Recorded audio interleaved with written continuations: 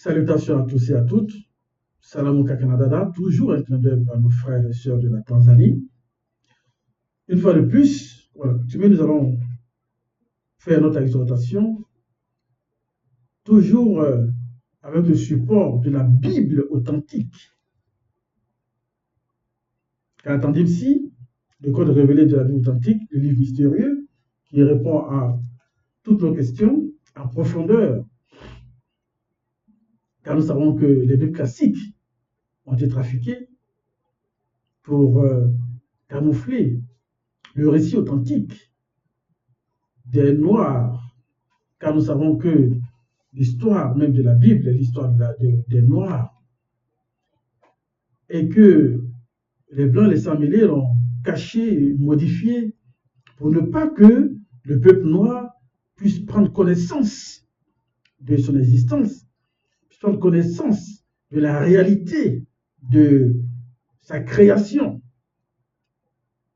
Mais aujourd'hui, avec la révélation que nous avons, avec l'avènement de l'entité, du deuxième de toute la création, nous avons cette possibilité d'avoir le support et de comprendre exactement la vie spirituelle, la vie réelle du peuple noir. Car la spiritualité est une question de race. Et même les noms ont été modifiés, ont été plagiés pour endormir le peuple noir. Par exemple, ce que nous allons lire aujourd'hui dans le livre de Paul, son vrai nom, nous savons que c'est tous des Noirs. Tous ces personnages ont été des Noirs et sont des Noirs. Et que Paul, son vrai nom, c'est Essambé. Essambé. Et son livre, la réconciliation, qui nous réconcilie avec la base, qui nous réconcilie avec le Créateur véritable, qui n'est pas Dieu, mais qui est Loba. Nous le savons maintenant. Donc, pour tous ceux qui nous suivent, je vous exhorte à vous procurer la Bible authentique, la vraie Bible, sans erreur ni contradiction, pour comprendre exactement la vie spirituelle. Car nous parlons de spiritualité, nous ne parlons pas de religion, parce que la religion est fausse. Donc aujourd'hui, dans le livre des Sombais, la réconciliation, nous allons partir du chapitre, à partir du chapitre 4. Chapitre 4, nous allons parcourir le verset 64 au verset 69. Vous parlez d'un thème très important. Parce que ce que nous allons parcourir aujourd'hui relève d'une grande importance, d'une grande responsabilité du cheminement spirituel, de la vie spirituelle. Et ce cheminement doit nous amener à prendre conscience. Car tout ce que nous faisons dans cette existence, nous savons que nous sommes tous seulement que des passages, nous sommes des touristes sur cette terre, dans cette existence, que nous partirons tous ces jours, mais nous devons avoir de bons comportements. Alors cela, aujourd'hui, dans le test que nous allons parcourir, nous place devant une grande responsabilité, c'est-à-dire de vivre une foi concrète et une foi visible et active, important, en nous aidant les uns les autres, et important spirituellement les charges les uns des autres.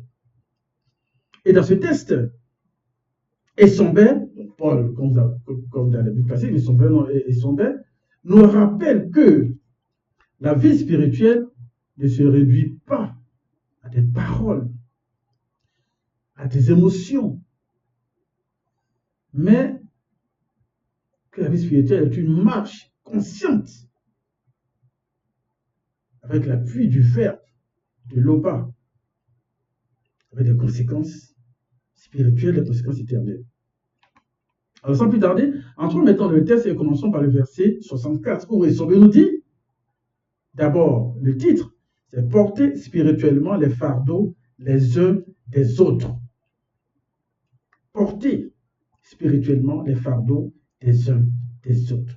C'est une grande responsabilité dans notre marche consciente. Dans notre marche consciente. Et là, Essombe nous rappelle cette responsabilité-là, de porter le fardeau, de porter les fardeaux les uns des autres selon le verbe. Et je lis au verset 64, portez spirituellement les charges, en parenthèse, poids, les uns des autres selon le verbe, virgule, et ainsi vous obéirez à la loi du verbe de l'Oba. Point. Chacun doit regarder avec attention ce qu'il fait. S'il trouve une raison d'être content de lui selon le verbe, il doit la trouver en lui seul, sans se comparer aux autres. Oui, chacun est et sera responsable de ses actes dans son état conscient. Le salut est personnel. Alors, c'est un peu long, mais très important. Ici, Essombe nous rappelle, comme je dis, que la vie spirituelle ne se réduit pas à des paroles ou à des émotions. Il nous dit, portez spirituellement les charges les uns des autres. Frères et sœurs, porter les charges les uns des autres, c'est marcher ensemble, c'est se soutenir ensemble. Ce n'est pas regarder son frère tomber et dire, ce n'est pas, c'est pas mon problème. Mais c'est se lever et l'aider. C'est de lui apporter assistance. C'est de l'aider à avancer dans sa vie spirituelle. Nous savons que le salut est personnel, oui, mais la marche spirituelle est communautaire, surtout si on vit en communauté. Aujourd'hui, c'est vrai que nous étions tous dans l'obscurité, mais nous autres qui avons accepté l'évangile, avons accepté la vraie vérité, la lumière, nous devons être conscients de cela, que la marche est communautaire, que chacun surtout rendra compte de lui-même, mais personne ne peut prétendre avancer seul, comme on nous dit que le salut est personnel. Mais dans notre vie actuelle, nous devons avancer ensemble. Alors, nous devons ensemble porter, nous soutenir. Donc, portons ensemble les uns, les fardeaux les uns les autres, dans la prière, dans l'amour et dans la vérité. Car cela est très important. C'est cela que ce texte, le verset 64 nous dit. Il dit, s'il trouve une raison d'être content de lui seul, selon le verbe, il doit la trouver en lui seul. Je reprends, s'il trouve une raison d'être content de lui, selon le verbe, il doit la trouver en lui seul. Ça, c'est vrai, sans se comparer aux autres. Mais chacun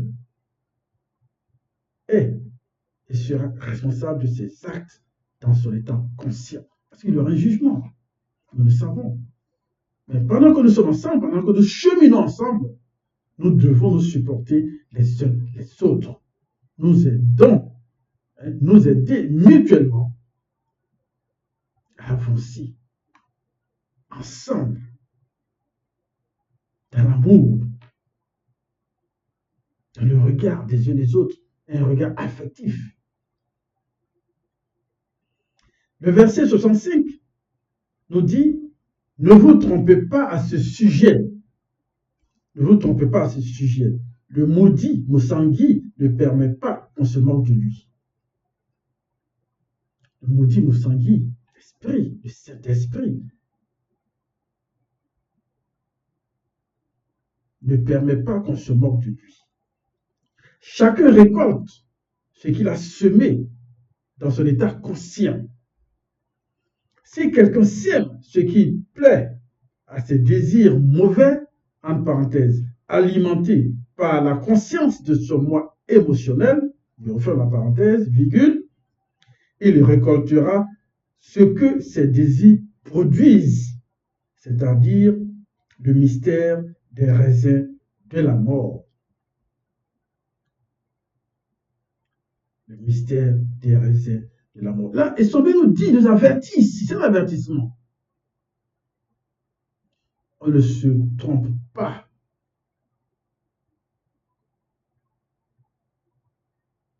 Car Loba, le maudit Moussangui, voit tout ce que nous faisons. On peut tromper les hommes, on peut se tromper, on peut cacher les choses, on peut cachotier. On peut vouloir paraître juste. Mais le maudit Moussangui voit tout. Là, nous parlons le langage spirituel, le langage originel. Le maudit Moussangui, c'est de cet esprit. Le maudit Moussangui voit tout. Si l'on sème dans les désirs mauvais, l'on récoltera la mort. Mais si l'on sème dans l'esprit, l'on récoltera la vie. C'est ce que Sombé nous rappelle ici. Il nous rappelle aussi que la vie spirituelle est une loi de semences et de récolte. La vie spirituelle est une loi de semences et de récolte. Ce que nous faisons aujourd'hui déterminera ce que demain nous arrivera. Donc, ce que tu fais aujourd'hui déterminera ta vie de demain.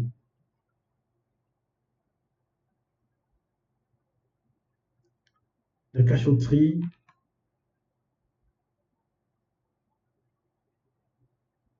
les mauvais gestes, tout ce qui n'est pas spirituel, tout ce que nous faisons, parce que nous savons même si ce n'est pas spirituel, mais nous avons en tous la loi morale. Ce qu'il ne faut pas faire, ce qui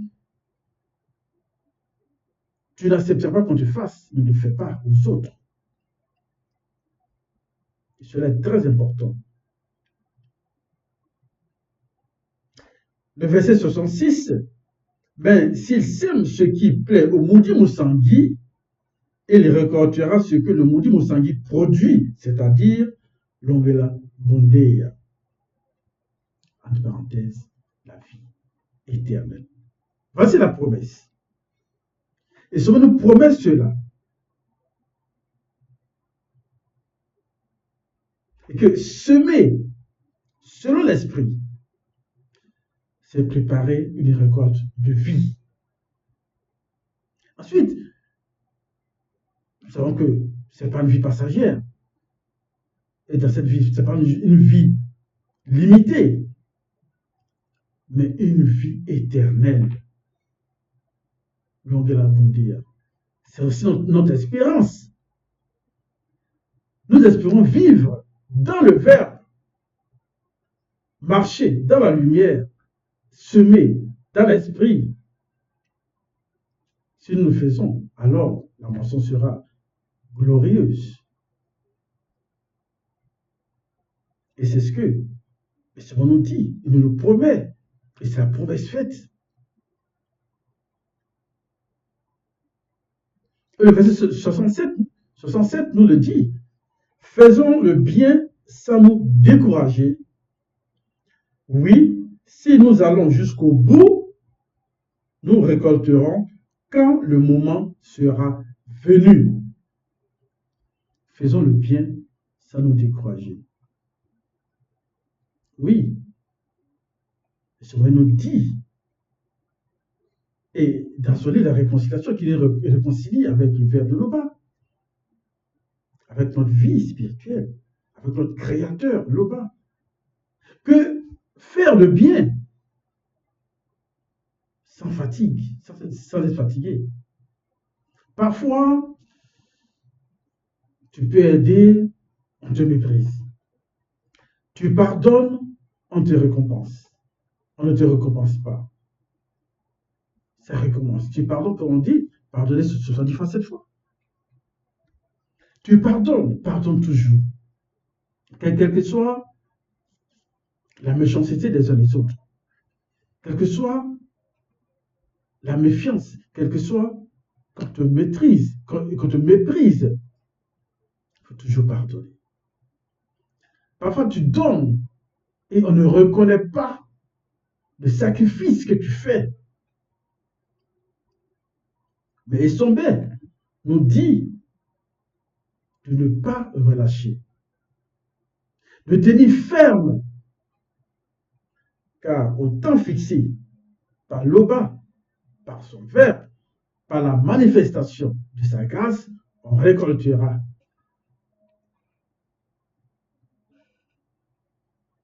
La chose glorieuse, on récoltera ce que nous devons récolter, la grâce du Verbe. Car le Verbe de l'Oba n'oublie pas. Le Verbe de l'Oba nous suit, il nous aide, il nous guide. Et la récompense sera certaine. Ça, c'est très important. Le verset 68, il dit, alors, pendant le temps qui nous reste, entre parenthèses, dans le visible, du fond de la parenthèse, travaillons pour le bien de tous ceux connus, surtout pour tous ceux connus qui partagent notre foi selon le Verbe. Il nous dit, pendant le temps qui nous reste dans le visible, travaillons pour le bien de tout et de tous, surtout avec ceux qui partagent notre foi. Comme j'ai dit, nous savons que nous sommes tous étrangers sur cette terre. Le temps est court. La vie visible passe très vite. Alors, utilisons cette grâce. Utilisons les moments de grâce que nous avons en faisant du bien. Pas seulement pour nous-mêmes, pas seulement pour nos familles, mais pour tous ceux et surtout pour ceux avec qui nous avons la même foi. C'est ça la vraie communauté. C'est ce qu'ils sont bien. Nous exhortent à faire, ils nous recommandent, nous soutenir, partager, aimer, aider. Et cela, nous devons le garder et apprendre à marcher, apprendre à vivre avec cela. Porter spirituellement les fardeaux des uns des autres selon le Verbe. Verset 69, alors là il y a un titre, entité de bienveillance. Il nous dit, frères et sœurs, si un homme dans la foi vient à être surpris en faute, vous qui êtes spirituels, redressez-le selon le Verbe dans la présence de l'entité de bienveillance. Viens sur toi-même selon le Verbe, de peur que toi aussi tu ne sois tenté, en parenthèse, par la conscience de ton moi émotionnel. Ça, c'est l'équilibre. Si quand un frère ou une sœur tombe, ne le condamne pas, ne la condamne pas, ne le rejette pas ou ne la rejette pas. Relève-le ou relève-la avec douceur. Même en même temps, je veille sur moi. Car peut-être que moi aussi, je peux tomber. C'est pourquoi les tombées nous ramènent toujours à l'humilité. Ramène toujours à l'humilité. Ne dis pas que, oui, il m'a fait ça, donc je garde ça pour moi et je me referme sur moi-même et lui, je le laisse. Non. Vous avez parlé, tu lui as apporté le message, tu as fait le reproche, tu as accepté, on laisse tomber puis on avance. On ne garde pas ça en nous. C'est pourquoi Ezombé nous ramène, excusez-moi, à toujours avoir l'humilité. Porter les fardeaux les uns des autres. Oui, mais sans orgueil. Il faut chercher à se redresser. Il faut chercher à se relever. Et surtout, dans la présence de l'entité de bienveillance. Et c'est ce que Sombé nous a dit dans ce texte, dans ces versets. Alors, si je ramène tout cela à cette vie, à ce monde où nous vivons, et Sombé, Paul, comme le dit la Bible classique, nous appelle à vivre une foi active, une foi consciente, une foi qui transforme nos relations dans notre société. Dans ce monde, les hommes sont souvent, chacun pense à soi avant les autres. Et Sombé nous rappelle, veillons les uns sur les autres. Quand même, quelqu'un tombe, au lieu de le juger, de le critiquer ou la critiquer, aidons-le ou aidons-la. Relevons-le ou relevons-la avec douceur. Mais en même temps, restons humbles et vigilants ou vigilantes pour ne pas tomber nous-mêmes. Ensemble aussi, nous devons semer et récolter, faire du bien. Dans nos sociétés actuelles, beaucoup choisissent le profit personnel. Et ça, ce n'est pas bon. La jalousie, ou la violence, la méchanceté, l'aigreur, l'hypocrisie. Et Sombé nous dit, tout ce que nous semons a des conséquences. Tout ce que nous semons a des conséquences. Si nous semons l'égoïsme, la haine ou la manipulation, nous récolterons la division et la souffrance. Si nous semons l'amour, la vérité et la justice, nous construirons une vie merveilleuse, une vie où régnera la paix autour de nous. Et aussi, il faudrait que nous apprenions à persévérer dans le bien pour avoir la récompense glorieuse. Nous savons tous que le monde est juste. Nous le savons. Le monde est indifférent, violent. Mais faire le bien peut sembler inutile. Mais Sombé toujours nous rappelle, nous dit et nous encourage. Ne nous décourageons pas. Même dans une société où beaucoup ignorent le bien, chaque acte juste, chaque geste de solidarité, chaque parole de paix, chaque amour, chaque acte de présence, quelle que soit l'attitude de la personne, mais chaque acte de présence compte et porte du fruit. C'est très important.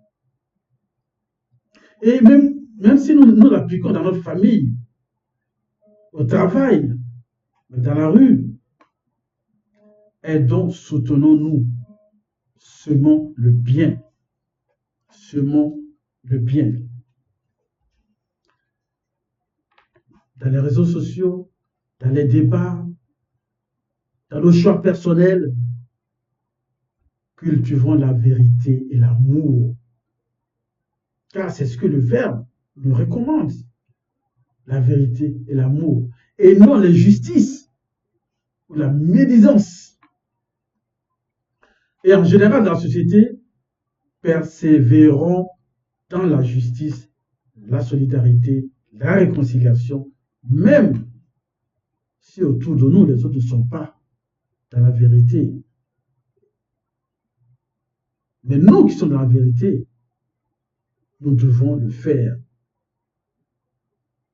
Alors, porter, semer et persévérer dans le bien est la voie de la transformation de nos relations d'hommes ou de femmes que nous devons avoir pour pouvoir construire une société plus juste et plus solidaire.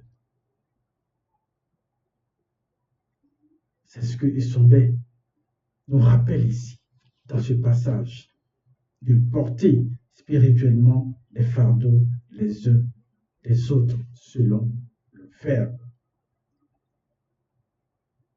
Loba, Créateur vrai et véritable, à toi la gloire, à toi la puissance et l'honneur, car il ne peut en être autrement. Ainsi soit-il.